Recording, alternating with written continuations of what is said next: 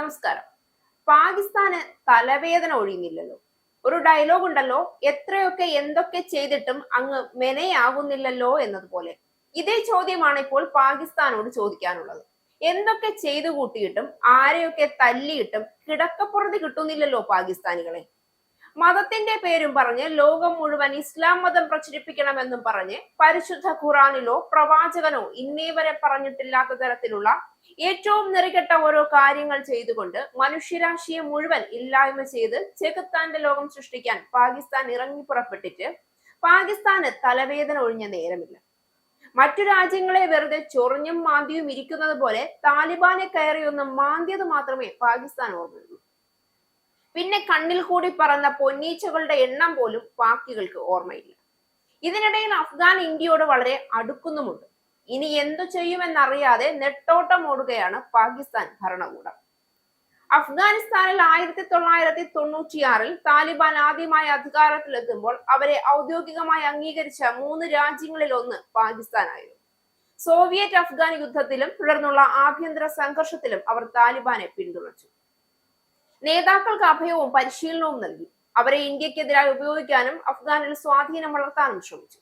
September 11 ആക്രമണത്തിനു ശേഷം US നേതൃത്വത്തിലുള്ള സഖ്യസേനയുമായി പരസ്യമായി സഹകരിച്ചെങ്കിലും പാകിസ്ഥാൻ താലിബാൻ നേതാക്കൾക്ക് ഗോത്രമേഖലകളിൽ സുരക്ഷിത താവളങ്ങൾ ഒരുക്കി.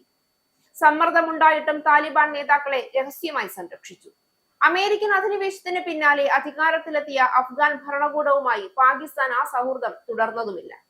2021 താലിബാൻ അധികാരത്തിൽ തിരിച്ചെത്തുമ്പോൾ ഇരുവരും വീണ്ടും അടുക്കുമെന്നാണ് കരുതപ്പെട്ടത്. പക്ഷേ അതുണ്ടായില്ല. താലിബാൻ പാക് ബന്ധം വഷളാകുന്നതിന് ലോകം സാക്ഷിയായി. അഫ്ഗാൻ മണ്ണിൽ പാകിസ്ഥാൻ ചെലുത്തുന്ന സൈനിക സമ്മർദ്ദവും വ്യോമാക്രമണങ്ങളും ഇരുവർക്കുമിടയിൽ അവിശ്വാസം വർദ്ധിപ്പിച്ചു. അടുത്ത കാലത്ത് അത് രൂക്ഷമായി. അഫ്ഗാനിസ്ഥാൻ വിദേശകാര്യമന്ത്രി അമീർ ഖാൻ മുത്താഖിയുടെ ഇന്ത്യ സന്ദർശന വേളയിൽ ആരംഭിച്ച പാക് അഫ്ഗാൻ അതിർത്തി സംഘർഷം അയവില്ലാതെ തുടരുകയാണ്. അതിർത്തിയിൽ ഭീകരവാദികളുടെ കേന്ദ്രത്തിലേക്ക് നടത്തിയ ആക്രമണത്തിൽ 200 പേരെ വധിച്ചതായി പാക് സൈന്യവും 58 പാക് സൈനികരെ വധിച്ചെന്ന് അഫ്ഗാൻ സൈന്യവും അവകാശപ്പെടുന്നു. സംഘർഷത്തെ തുടർന്ന് ഇരുവർക്കുമിടയിലെ അതിർത്തിയിലെ വാണിജ്യപാതകൾ അനിശ്ചിതകാലത്തേക്ക് അടച്ചു.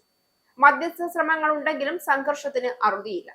2021 ഓഗസ്റ്റിൽ താലിബാൻ ഭരണം ഏറ്റെടുത്തതിനു ശേഷം അഫ്ഗാനിസ്ഥാനും പാകിസ്ഥാനും തമ്മിലുള്ള ബന്ധം വഷളായിക്കൊണ്ടിരിക്കുകയാണ്.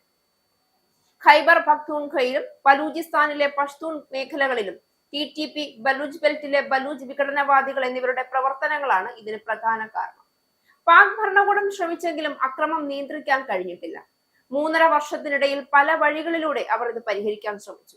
നയതന്ത്ര ഇടപെടൽ, ഉന്നത പുരോഹിതന്മാരുടെ സ്വാധീനം ഉപയോഗപ്പെടുത്തൽ, വ്യാപാര ഗതാഗത സമ്മർദ്ദങ്ങൾ, അഫ്ഗാൻ അഭയാർത്ഥികളെ തിരിച്ചയക്കൽ, അപ്രഖ്യാപിത വ്യോമ ഡ്രോൺ ആക്രമണങ്ങൾ, അതിർത്തി കടന്നുള്ള ആക്രമണങ്ങൾ എന്നിങ്ങനെ പാകിസ്ഥാൻ പ്രയോഗിക്കാത്ത വഴികളില്ല. എന്നിട്ടും വർദ്ധിച്ചു വരുന്ന സംഘർഷങ്ങൾ പരിഹരിക്കാനായില്ല. പാകിസ്ഥാന്റെ വടക്കു പടിഞ്ഞാറൻ മേഖലയിൽ ആക്രമണം ശക്തമായ TTPക്കെതിരെ അഫ്ഗാൻ നടപടിയെടുക്കണമെന്നവർ ആവശ്യപ്പെടുന്നു. എന്നാൽ അഫ്ഗാൻ ആകട്ടെ ഇവർക്ക് അഭയം നൽകുന്നില്ല എന്ന് പറയാനോ ശക്തമായ നടപടി സ്വീകരിക്കാനോ വിസമ്മതിക്കുന്നു. TTPക്കെതിരെ താലിബാൻ സർക്കാർ നടപടി സ്വീകരിക്കാത്തതിൽ പാകിസ്ഥാൻ നിരാശരാണ്. ഇതോടെ അതിർത്തിയിലെ ഏറ്റുമുട്ടലുകളും അഫ്ഗാനിസ്ഥാനുള്ളിൽ നടത്തിയ വ്യോമാക്രമണങ്ങളും വർദ്ധിച്ചു. താലിബാൻ തിരിച്ചടിച്ചതോടെ ഇരു രാജ്യങ്ങൾക്കുമിടയിലുള്ള വിള്ളൽ വലുതായി. സാമ്പത്തിക സ്വാധീനവും പങ്കുവഹിച്ചിട്ടുണ്ട്. താലിബാൻ നയിക്കുന്ന ഭരണകൂടത്തിന്റെ വരുമാനത്തെ സാരമായി ബാധിക്കുന്ന വ്യാപാര അതിർത്തി നിയന്ത്രണങ്ങൾ പാകിസ്ഥാൻ കർശനമാക്കിയിട്ടുണ്ട്. ഇത് പിരിമുറുക്കം വർദ്ധിപ്പിക്കുന്നുണ്ട്. അയൽക്കാർ തമ്മിലുള്ള പ്രശ്നങ്ങൾ പരിഹരിക്കാൻ ഇരുവരുടെയും സുഹൃത്ത് രാജ്യങ്ങൾ ശ്രമം നടത്തുന്നുണ്ട്. ഖത്തർ, സൗദി അറേബ്യ, ഇറാൻ തുടങ്ങിയ രാജ്യങ്ങൾ ഇരുവരോടും സംയമനം പാലിക്കാനും പിരിമുറുക്കങ്ങൾ കുറയ്ക്കാനും സംഭാഷണത്തിലൂടെ സംഘർഷങ്ങൾ പരിഹരിക്കാനും ആവശ്യപ്പെട്ടിട്ടുണ്ട്. പാകിസ്ഥാൻ താലിബാൻ ബന്ധം ഇന്ത്യക്കും നിർണായകമാണ്. അഫ്ഗാനിസ്ഥാൻ വിദേശകാര്യമന്ത്രി അമീർ ഖാൻ മുത്താഖിയുടെ ഇന്ത്യ സന്ദർശന വേളയിലാണ് പാകിസ്ഥാൻ പട്ടാളം അതിർത്തി കടന്ന് കാബൂളിൽ വ്യോമാക്രമണം നടത്തിയത്. TTPയെ ലക്ഷ്യമിട്ടായിരുന്നു ആക്രമണമെന്നാണ് അവർ അവകാശപ്പെട്ടതെങ്കിലും അതിന്റെ സമയമാണ് ചോദ്യങ്ങൾ ഉയർത്തുന്നത്. ഇന്ത്യയോട് അഫ്ഗാൻ അടുക്കുന്നതിന്റെ ചുരുക്ക് തീർത്തതാകാമെന്ന് നിരീക്ഷകർ ചൂണ്ടിക്കാണിക്കുന്നു. പഹൽഗാം ഭീകരാക്രമണത്തെ അപലപിച്ച് മുത്താഖി ഇന്ത്യക്കൊപ്പം സംയുക്ത പ്രസ്താവന നടത്തിയതിൽ പാകിസ്ഥാൻ എതിർപ്പുയർത്തിയിരുന്നു. ഇസ്ലാമാബാദിലെ അഫ്ഗാനിസ്ഥാൻ സ്ഥാനപതിയെ വിളിച്ചു വരുത്തിയാണ് അവർ എതിർപ്പറിയിച്ചത്. പാകിസ്ഥാനുമായി ഇപ്പോൾ നിലനിൽക്കുന്ന പ്രശ്നങ്ങൾക്ക് സമാധാനപരമായ പരിഹാരമാണ് ആഗ്രഹിക്കുന്നതെന്നും അത് വിജയിച്ചില്ല എങ്കിൽ മുന്നിൽ മറ്റു മാർഗങ്ങൾ ഉണ്ട് എന്നും മുത്താഖിയും തിരിച്ചടിച്ചിരുന്നു. അഫ്ഗാനിസ്ഥാനുമായുള്ള നയതന്ത്ര സാമ്പത്തിക ബന്ധം മെച്ചപ്പെടുത്താൻ ഇന്ത്യയും ശ്രമം നടത്തുന്നുണ്ട്. ഇറാനിലെ ചബഹാർ തുറമുഖം വഴി മധ്യേഷ്യയിലേക്ക് പ്രവേശിക്കുന്നതിനുള്ള പ്രധാന ഗതാഗത മാർഗമായാണ് അഫ്ഗാനിസ്ഥാനെ ഇന്ത്യ കാണുന്നത്. എന്നാൽ പാകിസ്ഥാൻ താലിബാൻ പ്രശ്നത്തിൽ കളത്തിലിറങ്ങി കളിക്കാൻ ഇന്ത്യ തയ്യാറായേക്കില്ല.